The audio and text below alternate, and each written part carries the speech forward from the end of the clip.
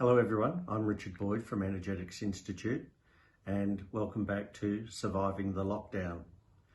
Today, instead of looking at the second defence, which we talked about the first defence yesterday, I just want to cut in and talk about avoidance, because one of the major issues that people, both single and couples and family members, have is avoidance. And it's a big problem in our society. The main type of avoidance people have is avoidance of their feelings. So a lot of people are not comfortable with their feelings, and so they tend to distract and avoid their feelings through becoming busy or becoming a human doing instead of being a human being. So they become busy and distract themselves. In the same way, we also can distract ourselves from the tensions in our muscles and in our body. Again, distraction is very common.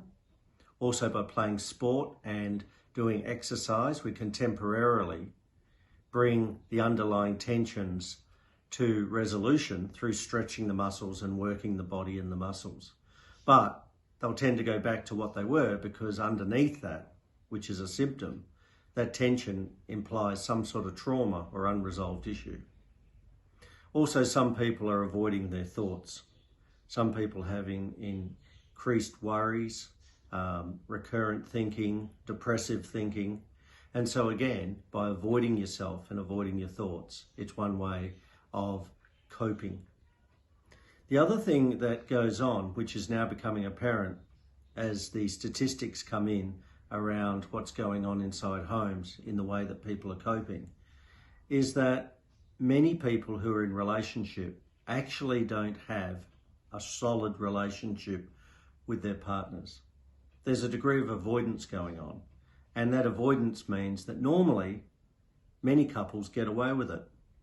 So what happens is that they live their busy lives, their structured activities, and the amount of time they spend in front of each other is actually quite minimal in the modern working world. Strip that away and put two people back into a house where they really are struggling with their own issues and with intimacy issues or communication issues or conflict issues within the relationship. And it's quite a potentially volatile mix, especially as the lockdown goes longer and longer. So it introduces a degree of tension into the household and the relationship that the couple was avoiding and effectively not dealing with the underlying issues. The third type is family dynamics. So it may not be so much about a person, but about some of the dynamics that go on in the family system, whether that be the family of origin, if you're still part of that in terms of living under one roof, or it can be the family that you've created, whether that be an extended family through marriage or through having had your own children. Some people avoid the dynamics, particularly conflict and particularly issues around boundaries and behaviours that go on in the family system. So now that more time is being spent in front of each other, it's harder to hide from these types of dynamics. So if we look at how people then tend to cope, we've talked about the busyness. Well, another way is that people basically numb out through addictions. So the increased drinking that we're now seeing is a classic example of one way of dissociating from the partner, from oneself, one's body, one's thoughts, one's family, by drinking and just basically not being present. Also, if you look at how activities often drive avoidance, there's not a lot of activities that people can do anymore. The ability to go out and socialise has been stripped away. And so people are now back to just basically dealing with themselves and their states of self within themselves, and also with their partners and family. So again, types of avoidance will be to zone off into bedrooms or areas of the house or outside the house in gardens, and basically compartmentalise themselves into their own activities.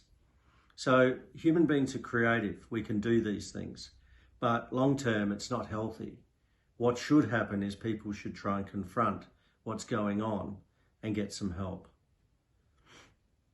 Now, what we do know is that the tensions that come from the unresolved issues within the family system or between couples, or even a person not dealing with their own thoughts, with their own feelings, with their own tensions they feel, whether at the bodily level or at the emotional level, can in some instances lead to outbursts of emotion and outbursts of violence or threatened violence.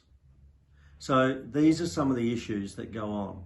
So avoidance is a major issue that people are now finding they may have been actually using as a tactic, as a strategy to avoid facing some things in their lives. The next time we meet, we'll talk more about the defences. So I'll get back onto the 4 defences again.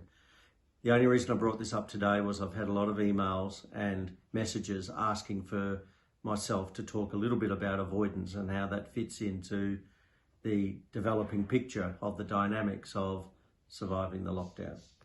All right, I'll talk to you all tomorrow.